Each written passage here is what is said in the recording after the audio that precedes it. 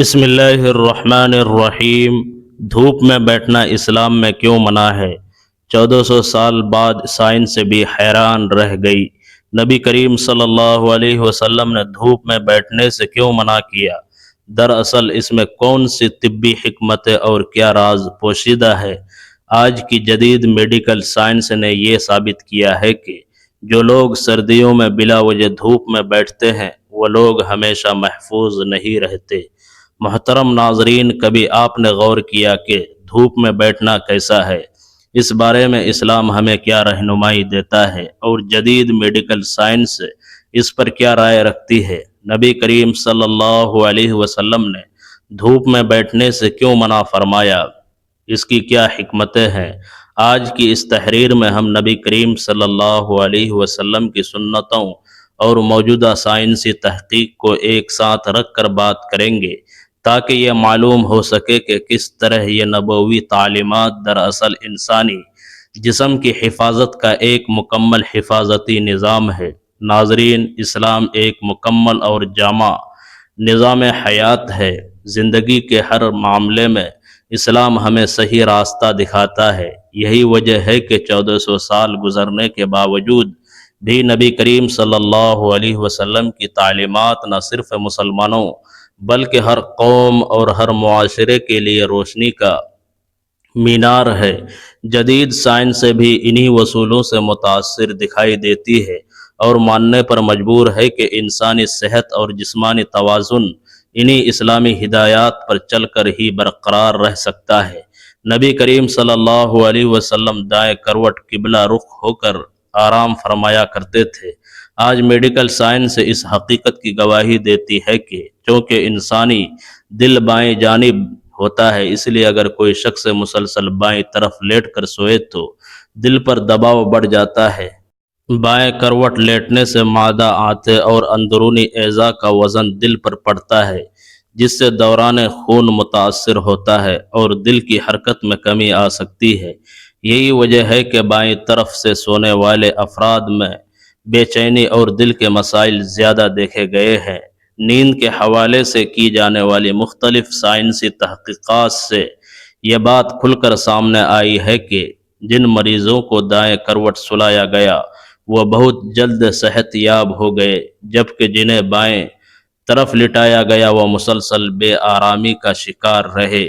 جدید medical research واضح کر چکی ہے کہ دائیں کروٹ سونا دل، معدے اور نظام ہضم کے لیے انتہائی مفید ہے اور انسان کو بے ہوشی یا مسلسل غنودگی جیسے مسائل سے بھی محفوظ رکھتا ہے۔ اسی طرح دھوپ اور سائے کے بیچ بیٹھنے کی ممانعت میں بھی جسمانی توازن اور اعصابی نظام کی حفاظت شامل ہے، جس کی حکمت آج سائنس سے بھی تسلیم کرنے لگی ہے۔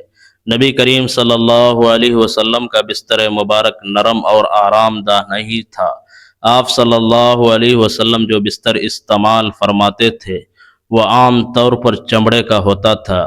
حضرت عمر رضی اللہ تعالی عنہ روایت کرتے ہیں کہ ایک مرتبہ میں نبی کریم صلی اللہ علیہ وسلم کی خدمت میں حاضر ہوا تو دیکھا کہ آپ صلی اللہ علیہ وسلم ایک بھوری سی چٹائی پر لیٹے آرام فرما رہے ہیں۔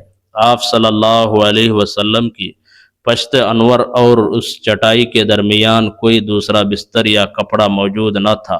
چٹائی کے نشان آپ صلی اللہ علیہ وسلم کے پہلو مبارک پر واضح طور پر نظر آ رہے تھے۔ آپ صلی اللہ علیہ وسلم نے ایک چمڑے کے تکیے سے ٹیک لگائی ہوئی تھی جس میں کھجور کی چھال بھری ہوئی تھی۔ اس روایت سے معلوم ہوتا ہے کہ نبی کریم صلی اللہ علیہ وسلم معمول کے طور پر نرم بستر استعمال نہیں فرماتے تھے۔ آج جدید میڈیکل سائنس نے اس حقیقت کو اچھی طرح ثابت کیا ہے کہ آپ صلی اللہ علیہ وسلم کا یہ معمول طبی اصولوں کے نقطہ نظر سے بے شمار فوائد کا حامل تھا۔ ماہرین صحت اپنی تحقیق میں لکھتے ہیں کہ جب ایک صحت مند اور چاق و چوبند انسان مسلسل نرم اور بہت آرام دہ بستر کا عادی ہو جائے تو اس کے جوڑوں میں ڈھیلا پن پیدا ہو جاتا ہے۔ انسان اپنی روز مرہ کی سرگرمیوں میں سستی کا شکار ہو جاتا ہے اور جسمانی چستی کم ہو جاتی ہے۔ انتہائی نرم بستر گردوں پر بھی نہایت برا اثر ڈالتا ہے، یہاں تک کہ گردے کی نالیوں میں پیچیدہ ورم اور سوزش جیسی مشکلات جنم لے سکتی ہے۔ اسی طرح ماہرین کا کہنا ہے کہ بے حد آرام دہ بستر ریڑھ کی ہڈی کے لیے بھی نقصان دہ ہوتا ہے، خصوصاً بچوں کی ہڈیاں چونکہ نرم ہوتی ہے۔ اگر انہیں مسلسل نرم بستر پر سلایا جائے تو ان کی ہڈیوں میں ٹیڑھ پن پیدا ہونے کا خدشہ بڑھ جاتا ہے، جو بعد میں پوری زندگی معذوری اور کمزوری کا سبب بن سکتا ہے۔ امریکن کونسل فار ہیلتھ نے اپنی حالیہ رپورٹ میں چمڑے کے تکیے اور چمڑے کے بستر کے فوائد کا ذکر بھی کیا ہے۔ ان کا کہنا ہے کہ چمڑے کا بستر بواسیر، کمر درد، اعصابی کھنچاؤ اور جوڑوں کے درد میں نہایت مؤثر طریقے سے فائدہ پہنچاتا ہے اور جسم کو قدرتی انداز میں آرام بھی فراہم کرتا ہے۔ محترم ناظرین، نبی کریم صلی اللہ علیہ وسلم نے دھوپ اور سائے کے درمیان بیٹھنے سے بھی منع فرمایا ہے۔ آج سائنس یہ تسلیم کرتی ہے کہ دھوپ اور سایہ جسم کے درجہ حرارت کو دو مختلف حصوں میں تقسیم کر دیتے ہیں، جس سے اعصابی دباؤ، دوران خون کی بے تربیتی اور جسمانی عدم توازن پیدا ہو سکتا ہے۔ یوں معلوم ہوتا ہے کہ رسول اکرم صلی اللہ علیہ وسلم کی ہر سنت انسان کی جسمانی اور روحانی صحت کی مکمل حفاظت کرتی ہے، اور آج کا سائنسدان انہی تعلیمات کی حکمتوں تک آہستہ آہستہ پہنچ رہا ہے۔ محترم ناظرین، سورج انسانی حیوانات، پودوں اور پوری نوع انسانی حیات کے لیے زندگی کا ذریعہ ہے۔ انسان کے روزمرہ کے کئی اہم کام دھوپ کے وجود پر قائم ہے۔ دھوپ روشنی بھی دیتی ہے، حرارت بھی، اور جسم کو ایسے فائدے پہنچاتی ہے جو کسی اور ذریعے سے پورے نہیں ہو سکتے۔ جدید سائنس کے مطابق بھی دھوپ وٹامن ڈی کا بہترین ذریعہ ہے، جو ہڈیوں، جلد، خون اور اعصاب کے لیے نہایت ضروری ہے۔ اس کے علاوہ دھوپ موڈ بہتر کرتی ہے، تھکن کم کرتی ہے اور جسم میں قوت پیدا کرتی ہے۔ لیکن تمام فوائد کے باوجود حیرت انگیز بات یہ ہے کہ جدید میڈیکل سائنس نے دھوپ میں سونے کے عمل کو نقصان دہ قرار دیا ہے۔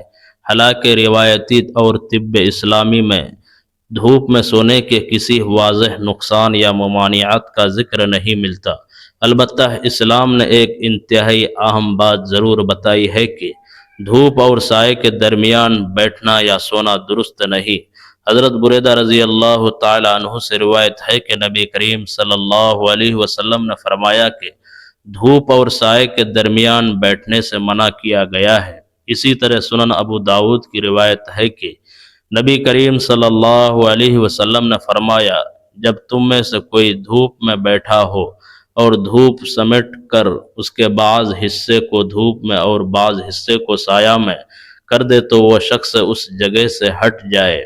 یعنی اسلام یہ سکھاتا ہے کہ دھوپ میں بیٹھنا، دھوپ میں لیٹنا یا خصوصاً سردی کے موسم میں دھوپ سینکنا تو ایک فطری چیز ہے، لیکن آدھا دھوپ میں و اور آدھا سائے میں ہونا انسان کے جسمانی نظام کے لیے درست نہیں۔ اب سوال یہ ہے کہ دھوپ اور سایہ ساتھ ہونے میں آخر نقصان کیا ہے؟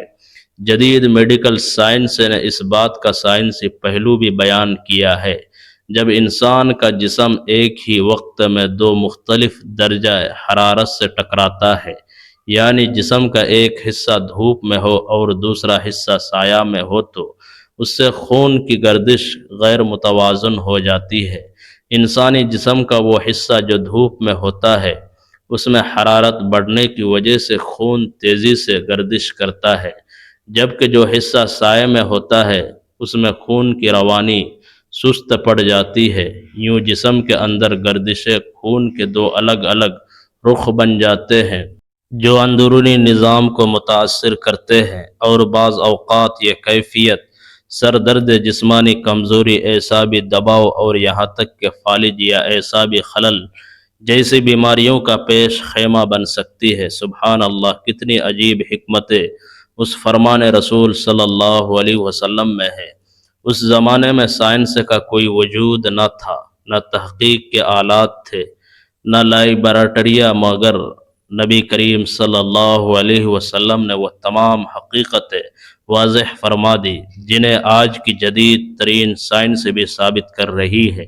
ایک روایت میں یہ بھی آتا ہے کہ نبی کریم صلی اللہ علیہ وسلم نے فرمایا کہ دھوپ اور سائے والی جگہ پر بیٹھنے سے منع کیا گیا اور اسے شیطان کے بیٹھنے کی جگہ قرار دیا گیا۔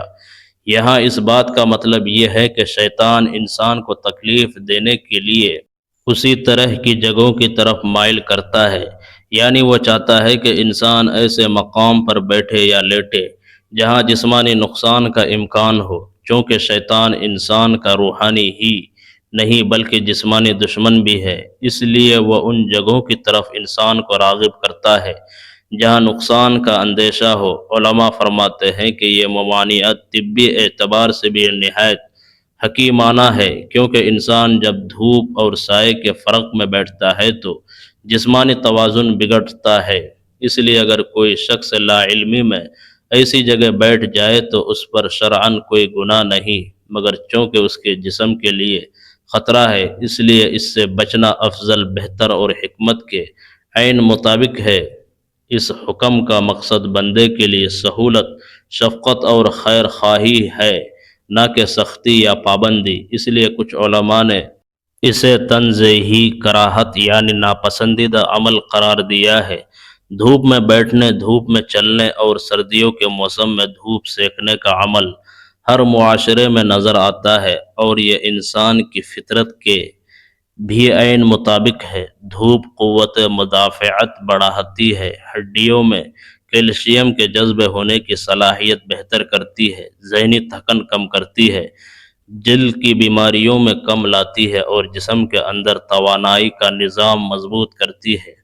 مگر دھوپ کے بے شمار فائدے کے باوجود اسلام نے وہ نقطہ واضح کیا جسے جدید سائنس نے کئی صدیوں بعد دریافت کیا، اور وہ ہے دھوپ اور سائے کے درمیان بیٹھنے کی ممانعت۔ اس ممانعت کی حکمتوں میں جسمانی توازن، اعصابی سلامتی، خون کی روانی اور نظام دوران خون کا درست رہنا شامل ہے۔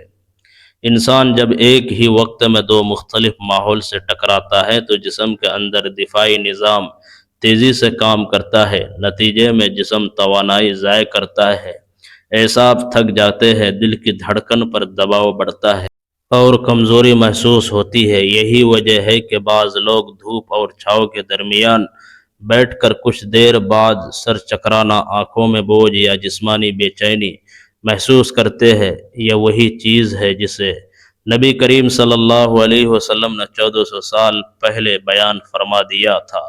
فقہا کہتے ہیں کہ دھوپ اور سایہ کے فرق میں بیٹھنا حرام نہیں بلکہ مکروہ ہے، یعنی ایسا عمل جس سے بچنا بہتر ہے۔ اس حکم میں اللہ تعالیٰ کی طرف سے شفقت اور نرمی ہے۔ اگر کوئی شخص لا علمی میں یا مجبوری میں ایسی جگہ بیٹھ جاتا ہے تو اس پر کوئی شرعی گناہ نہیں، مگر چونکہ اس میں نقصان کا امکان موجود ہے، اس لیے اسلام انسان کو بہتر راستہ دکھاتا ہے، وہ راستہ جو انسانی صحت کی حفاظت کرتا ہے۔ یوں معلوم ہوتا ہے کہ رسول اکرم صلی اللہ علیہ وسلم کی تعلیمات نہ صرف روحانی بلکہ جسمانی صحت کی بھی مکمل ضامن ہے۔ آج کی میڈیکل ریسرچ بھی اسی حقیقت کی تائید کرتی ہے کہ دھوپ انسان کے لیے ضرورت ہے، مگر دھوپ اور سائے کے بیچ رہنا جسمانی نقصان کا باعث بنتا ہے۔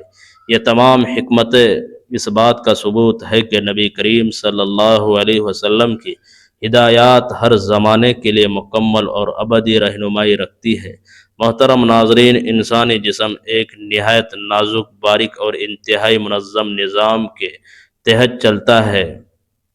اللہ تعالیٰ نے ہمارے جسم کے ہر عضو کو ایک مخصوص ترتیب، مخصوص بہاؤ اور خاص انداز کار کے ساتھ بنایا ہے۔ اسی لیے نبی کریم صلی اللہ علیہ وسلم کے فرمانے اور سنتوں میں ہمیں جسمانی صحت اور ذہنی توازن اور نیند کے آداب کے بارے میں بے شمار ہدایات ملتی ہے۔ انہی ہدایات میں سے ایک نہایت اہم ہدایت اوندھے منہ لیٹنے سے منع کرنا بھی ہے۔ نبی کریم صلی اللہ علیہ وسلم نے اس انداز میں سونے یا لیٹنے کو نہ صرف ناپسند فرمایا بلکہ اسے واضح الفاظ میں منع بھی فرمایا ہے۔ یہ پابندی دراصل اس لیے نہیں کہ انسان پر کوئی تنگی کی جائے بلکہ اس لیے ہے کہ یہ انداز نیند جسم کے اندرونی ڈھانچے کی قدرتی ترتیب کے منافی ہے۔ جب انسان اوندے منہ لیٹتا ہے تو جسم کے وہ اعضاء جو کھلے سینے، آزاد نظام تنفس اور درست خون کی گردش کے محتاج ہے، وہ دباؤ میں آ جاتا ہے۔ مثال کے طور پر ایسے انداز میں لیٹنے سے تمام اعضائے ہضم اور اعضائے رئیسہ اپنی قدرتی پوزیشن سے ہٹ جاتے ہیں۔ معدہ، آنتیں، جگر اور پھیپھڑے اس زاویے میں دباؤ کی زد میں آ جاتے ہیں جس سے نظام ہضم سست ہونے لگتا ہے اور آنتوں کی حرکت غیر متوازن ہو جاتی ہے۔ طبی ماہرین کے مطابق جو انسان مسلسل الٹا لیٹنے کا عادی ہو جاتا ہے اس کے اندر ایسڈ ریفلکس، بدہضمی، جلن اور گیس جیسے مسائل پہلے پیدا ہوتے ہیں اور بعد میں یہ بیماریاں مستقل صورت اختیار کر لیتی ہے۔ اسی طرح سینے پر وزن بڑھنے کی وجہ سے پھیپھڑوں کی کارکردگی کم ہو جاتی ہے، سانس اندر تک نہیں جا پاتی اور جسم کو مطلوبہ آکسیجن پوری مقدار میں نہیں ملتی۔ اس کی وجہ سے تھکن، سستی اور دماغی کمزوری پیدا ہونے لگتی ہے۔ لیکن ان سب نقصانات میں سب سے بڑا نقصان دماغ کو پہنچتا ہے۔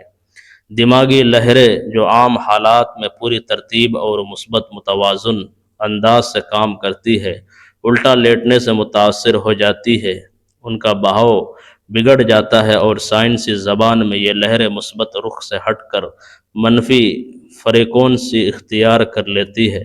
جب یہ تبدیلی آتی ہے تو سب سے پہلا اثر نیند پر پڑتا ہے۔ ایسے افراد کو ڈراونے خواب، بے چینی، خوف اور ذہنی انتشار زیادہ محسوس ہوتا ہے۔ یہی نہیں، ماہرین نفسیات کے مطابق مسلسل اس انداز میں سونے والے افراد کی سوچ، فیصلہ سازی، روزمرہ رویے اور ذہنی ترجیحات بھی متاثر ہونے لگتی ہے۔ انسان الٹی سمت میں سوچنے لگتا ہے، بے ربط باتیں کرنے لگتا ہے اور فیصلہ سازی میں غلطیوں کا شکار ہو جاتا ہے۔ یہی وجہ ہے کہ نبی کریم صلی اللہ علیہ وسلم نے اس انداز کو ناپسند فرمایا ہے، کیونکہ یہ انداز فطرت کے خلاف ہے۔ سنت کا مقصد ہمیشہ انسان کو نقصان سے بچانا اور اس کی زندگی کو آسان بنانا ہے۔ ماہرین صحت آج اس حقیقت کی تصدیق کر رہے ہیں کہ رسول اکرم صلی اللہ علیہ وسلم کی ہر ہدایت کے پیچھے گہری حکمت موجود ہے۔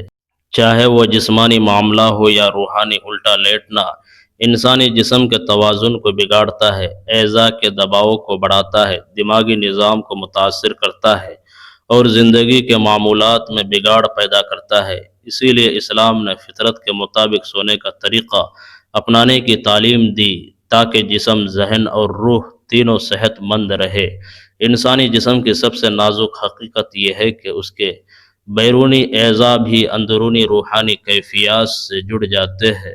نبی کریم صلی اللہ علیہ وسلم نے جس بات سے منع فرمایا اس میں ہمیشہ حکمت، محبت اور انسان کی بھلائی پوشیدہ ہوتی ہے۔ اوندھے منہ لیٹنے کی ممانعت صرف ایک ظاہری حکم نہیں، یہ دراصل انسان کے جسم، دل، دماغ اور روح کے توازن کا مسئلہ ہے۔ جدید سائنسی تحقیق بتاتی ہے کہ جب کوئی شخص پیٹ کے بل لیٹتا ہے تو جسم کا پورا وزن گردوں، جگر، دل، پھیپھڑوں اور معدے کے غیر فطری دباؤ کا باعث بنتا ہے۔ دل کو خون پمپ کرنے میں دشواری ہوتی ہے، معدہ اپنی اصل حرکت سے ہٹ جاتا ہے اور گردن غیر قدرتی زاویے پر دباؤ کا شکار ہو جاتی ہے، جس سے نہ صرف نیند متاثر ہوتی ہے بلکہ اعصاب بھی سست پڑنے لگتے ہیں۔ یہی وجہ ہے کہ ماہرین نفسیات کہتے ہیں کہ جو لوگ پیٹ کے بل سوتے ہیں ان میں بے چینی، ڈر، خوف اور ذہنی انتشار زیادہ جنم لیتے ہیں۔ روحانی پہلو اس سے بھی زیادہ گہرا ہے۔ نبی کریم صلی اللہ علیہ وسلم نے شیطانی انداز سے، مشابہت سے بھی منع فرمایا ہے اور کچھ روایات کے الفاظ بتاتے ہیں کہ یہ لیٹنے کا طریقہ اللہ کے نزدیک پسندیدہ نہیں۔ جب انسان ایسی حالت میں سوتا ہے جو ایک طرف جسم کو نقصان دے اور دوسری طرف روحانی سکون کو بھی بگاڑ دے تو اس کی زندگی کے فیصلے، اس کی سوچ، اس کی عادات اور اس کے دن رات کی برکتیں بھی متاثر ہونے لگتی ہے۔ بے تربیتی صرف جسم میں نہیں اترتی، یہ انسان کے معاملات اور فیصلوں تک پہنچ جاتی ہے۔ اسی طرح زیادہ سونا بھی ایک ایسا عمل ہے جسے دنیا اور آخرت دونوں حوالوں سے نقصان دہ کہا گیا ہے۔ زیادہ سونا دل کو کمزور کرتا ہے، بدن کو سست کرتا ہے اور نظر کی کمزوری کا سبب بنتا ہے۔ آنکھوں کے غلاف یعنی پیوٹوں پر ورم آ جائے تو نگاہ کی تیزی ختم ہونے لگتی ہے، شدید چبھن اور کمزوری پیدا ہوتی ہے، اور یہ حالت بعد میں مستقل بیماری کا رخ بھی اختیار کر سکتی ہے۔ اتباع کہتے ہیں کہ زیادہ سونے والے افراد میں دو بیماریاں بڑی تیزی سے بڑھتی ہے، مرگی اور بے خوابی۔ یہ دونوں بیماریاں ایک دوسرے کی ضد ہے، مگر کمال یہ ہے کہ زیادہ سونے سے دونوں پیدا ہوتی ہے، ایک جسم کی خرابی کے سبب اور دوسری ذہن کی بے تربیتی کے سبب۔ زیادہ سونا انسان کے اندرونی نظام ہضم کے لیے بھی نقصان دہ ہے، اور یہ انسان کو مسلسل سستی و کاہلی کی طرف دھکیل کر اس کی کارکردگی کو ختم کر دیتا ہے۔ لہٰذا ہمیں چاہیے کہ ہم نبی کریم صلی اللہ علیہ وسلم کی ہر ہدایت پر عمل پیرا ہو کر اپنی زندگی کو توازن، صحت اور سکون کا گہوارہ بنائے اور دنیا و آخرت میں کامیابی حاصل کرے۔